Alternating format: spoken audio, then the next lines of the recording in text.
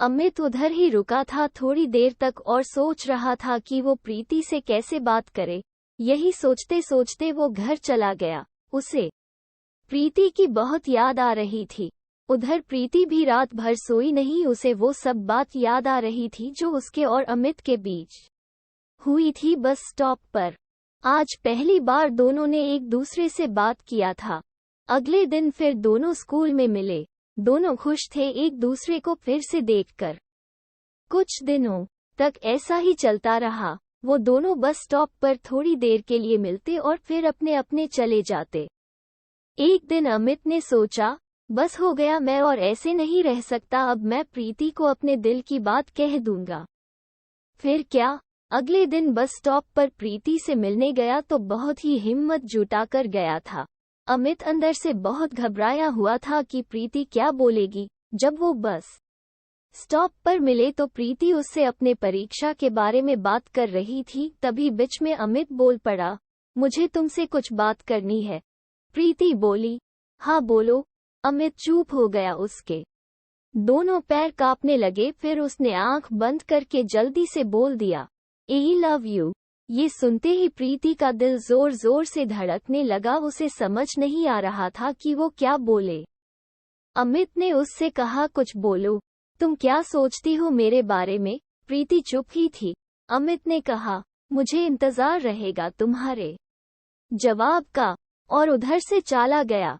प्रीति उधर ही रुकी थी। फिर कुछ ही देर में बस आई और वो भी चली गई। दोनों रात भर सोए नहीं।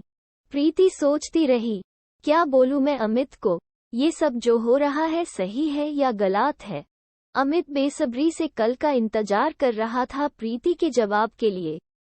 अगले दिन अमित स्कूल पहुंचा और देखा कि प्रीति आज स्कूल ही नहीं आई तो वो और ज्यादा बेचैन हो गया।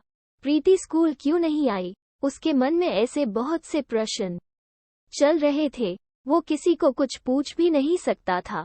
वो नहीं चाहता था कि स्कूल में ये बात किसी को पता चले और प्रीति को कुछ परेशानी हो। वो बस प्रीति के बारे में ही सोच रहा था।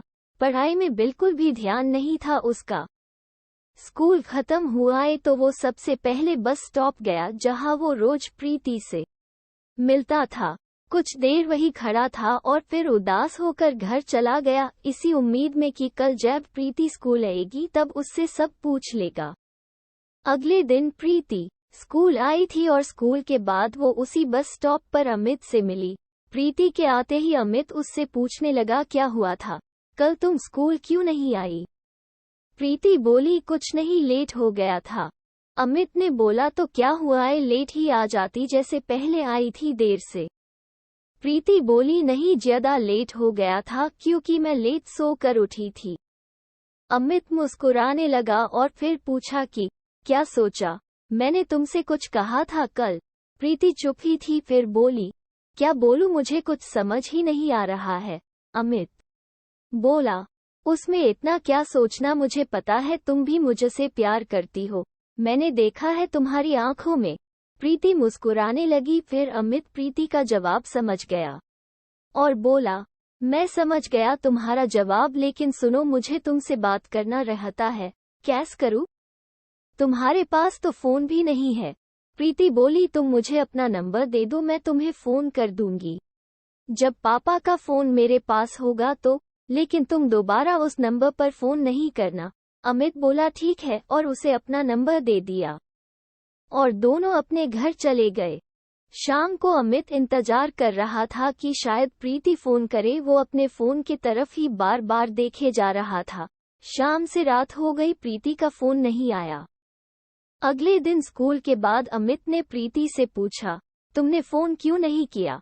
वो बोली, पापा का फोन नहीं था मेरे पास और मुझे समझ भी नहीं आ रहा था कि फोन पर मैं क्या बात करूंगी।